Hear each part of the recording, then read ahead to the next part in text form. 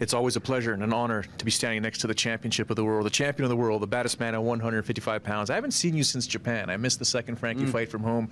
How are things have been? How's everything going with you? Pretty good. You know, same old, same old. Right now we're, what, 3 days out, something like that. 75 hours and counting from weigh-ins. So I'm excited to get weigh-ins done. But other than that, though, same old, same old. Actually, my associate producer made a comment. He said, "This is the first time I've seen Ben Henderson in person. That guy is an absolute beast. How does he cut down to 155 pounds? Yeah. Well, I've been doing it for a while now. Wrestled in college and stuff, so I've been doing it for a long time. Wrestled in high school, cut weight there in high school, cut weight in college. So I have it down to a little bit of science. You always want to fine-tune, always want to be a little bit better, no matter what your job is. This process of getting down the weight, we got it down to a science. So it's not fun, but it's manageable.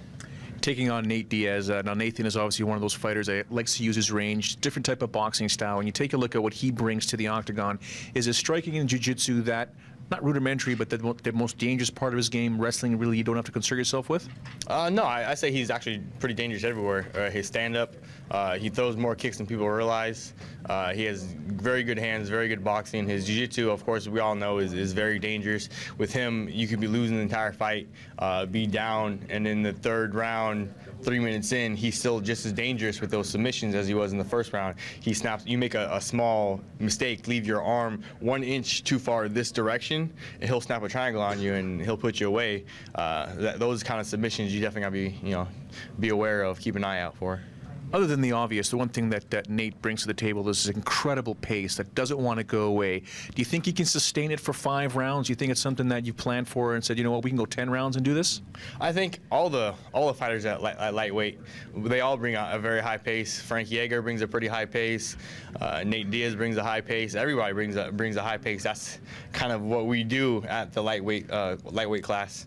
That being said, I'm sure Nate's a pro. He's a great fighter. I'm sure he'll be prepared to go 5 hard rounds.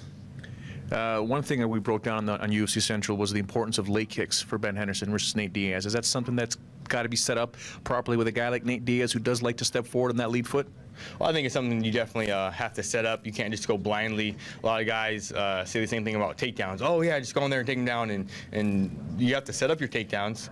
St. Pierre is perhaps one of the best, but he times the shots beautifully. He sets them up, and then he takes it down. And it looks easy, and he makes it easy, but he has a lot of setup first to make those takedowns look easy. Obviously, many eyes will be on this fight because it's a show that's on Fox, actually on Sportsnet in Canada.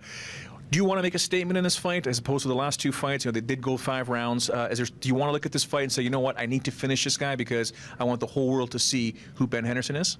I want to make a statement in all my fights. It doesn't matter what it is. It could have been my first fight in the WC.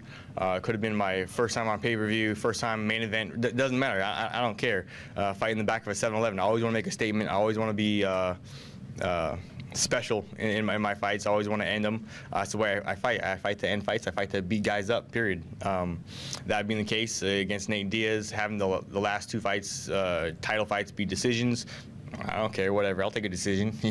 You want to give me a decision, I'll take it. Guy slips on a banana peel, I'll take that too. I don't care. And what is the perfect fight versus Nate Diaz on Saturday night? What is that one that you can say, you know what, Dana, Joe, Lorenzo, there you go?